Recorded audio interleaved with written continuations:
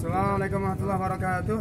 Alhamdulillah pagi ini Ustaz Siddiq, Ketua Chapter Berjuang Subuh Aceh bersama kawan-kawan leader yang biasa itikaf, biasa kegiatan markas.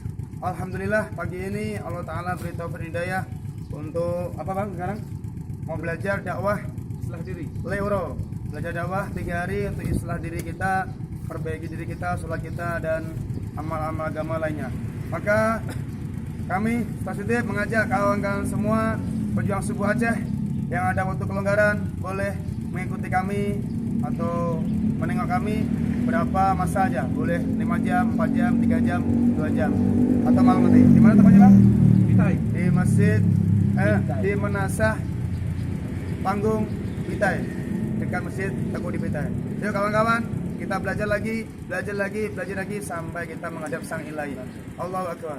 Belajar dakwah, saya mati dalam dakwah, Amin, ya mati Allah. dalam puncak pengorbanan. Takbir, Allahu Akbar. Takbir, Allahu Akbar. Allahu Akbar. Assalamualaikum warahmatullahi wabarakatuh.